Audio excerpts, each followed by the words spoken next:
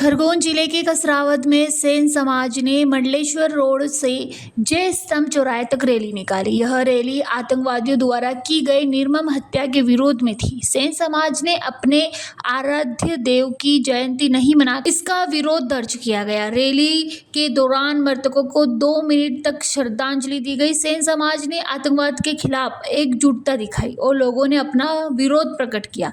कसरावद में विभिन्न समाज द्वारा रैलियों और विरोध प्रदर्शन का आयोजन किया जाता रहा है। इससे पहले कसरावद में ब्राह्मण समाज द्वारा भी रैली निकालकर तहसीलदार को ज्ञापन सौंपा था। खरगोन में इसी तरह के आयोजन से सामाजिक एकजुटता और जागरूकता का पता चलता है।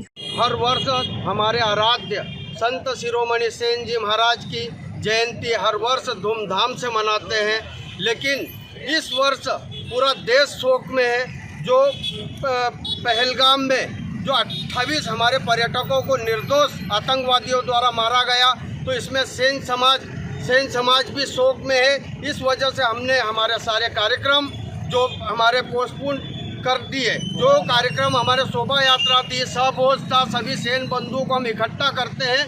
हमने इस शोक की घड़ी में हम देश के साथ हैं और हम प्रधानमंत्री जी से सेन समाज निवेदन करता है कि आतंकवादियों को और पाकिस्तान को कड़ी से कड़ी सजा दी जाए और हमारे 28 भाइयों को जो 28 भाइयों का जो हत्या हुई है उनको उचित न्याय मिलना चाहिए और देश यही मांग कर रहा है। हमने इसीलिए हमारा आराध्य देव की केवल पूजा अर्चना करके हम हमारे शांतिपूर्ण हमने हमारी दुकान पे हमारे स्थल पे सभी भाइयों को इकट्ठा करके और हमने सेन जयंती हमने शांतिपूर्ण रूप से मनाई।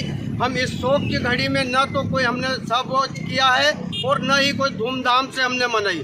हमारा यही उद्देश्य कि हम आज हमारे भाइयों हमारे देश के जो भाई वीर हुए हैं, जो 5 भाई हमारे वीर जवान जो थे देश के सिपाही वो भी वीर हुए और 28 पर्यटक जो हमारे जो मारे गए, उनके लिए आज हम शोक संवेदना व्यक्त करते हैं और ईश्वर से कामना करते हैं कि इस दुख की घड़ी में उनको आत्मसंबल प्रदान करें। क्या नाम है आपका? दिलीप सेन, कसरावद।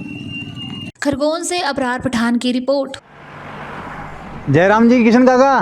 राम राम भाई, राम राम। क्या दोनों भाई बैठ के क्या हिसाब लगा रहे हो? ऊटी लहसुन के भाव आ गए क्या? अरे नहीं रे दादा, ये अपना रमेश नया मकान बनाने के लिए लोन ले रहा है। हिसाब किया तो पता चला कि लोन का पैसा तो ईंट और रेती में ही पूरा हो जाएगा। और अभी तो सीमेंट लानी है, सलिया लाना है और तो ठेकेदार को भी पैसे देने हैं। मेरे तो कुछ समझ में ही नहीं आ रहा कि कैसे बनेगा मेरा नया मकान। अरे किशन काका, कहाँ इन रेत सीमेंट और लाल ईंटों के चक्कर में पड़ रहे हो?